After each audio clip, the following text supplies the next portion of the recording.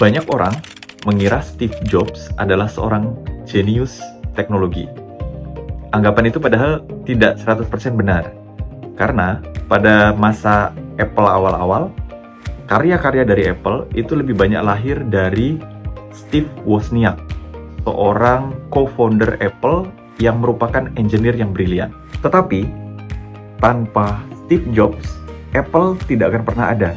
Karena Steve Jobs lah yang pertama kali memiliki ide untuk membuat Apple menjadi komersil. Steve Jobs lah orang yang memiliki perhatian luar biasa terhadap detail, punya cita rasa seni, dan memiliki visi yang besar. Seperti itulah Steve Jobs mengenali dirinya sendiri.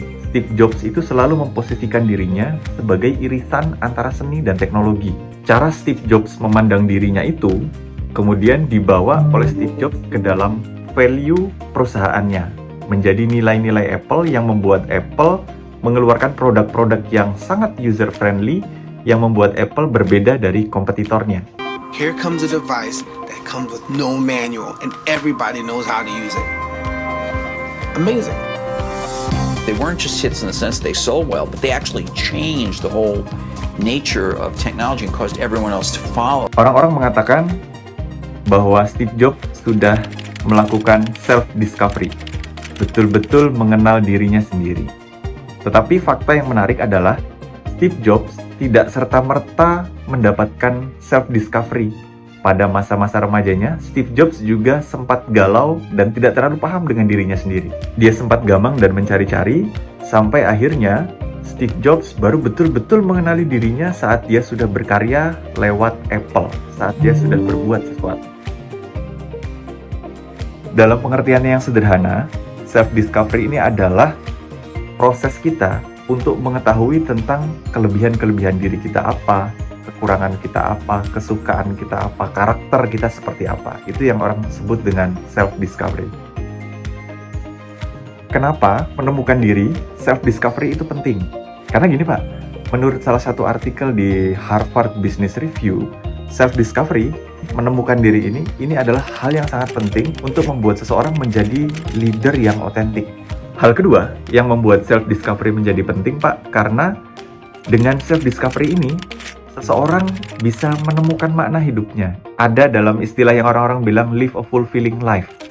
Ketemu hidupnya nih jadi bermakna, jadi meaningful. Menemukan diri sendiri ini banyak tantangannya Pak, karena memang ternyata tidak gampang juga menemukan self-discovery. Antara lain tantangannya adalah blind spot. Kadang-kadang untuk melihat orang lain kita gampang, tapi melihat diri kita sendiri, kita susah. Karena memang kita tidak punya kemampuan untuk melihat diri kita sendiri secara menyeluruh. Kadang-kadang ada blind spot. Kemudian waktunya. Self-discovery kadang-kadang tidak bisa dilakukan dalam waktu singkat. Seringkali self-discovery, pengenalan kita terhadap diri kita sendiri, baru kita dapatkan setelah perjalanan panjang. Dia adalah perjalanan terus-menerus.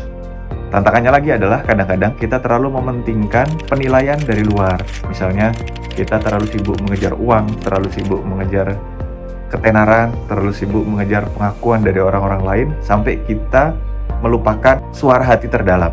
Dan yang terakhir, tantangannya adalah karena kadang-kadang kita tidak berkarya, nggak berbuat sesuatu, nggak mulai doing something.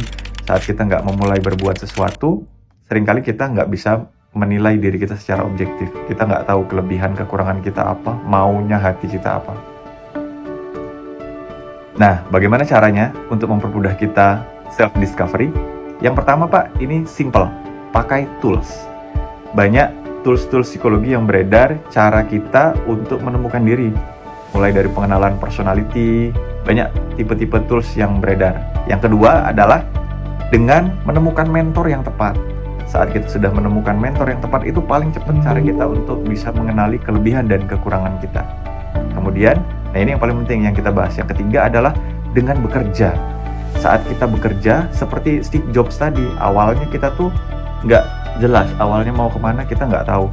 Tapi saat kita bekerja, kita doing something, kita konsisten melakukan sesuatu, nanti terbuka tuh, oh ternyata jalannya begini, oh ternyata kecenderungan kita begini.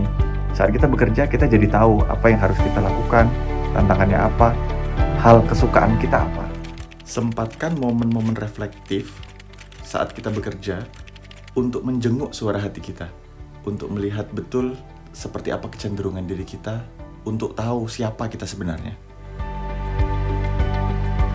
Step berikutnya, setelah kita self-discovery, setelah menemukan kecenderungan kita apa, kita harus lakukan self-development, Pak.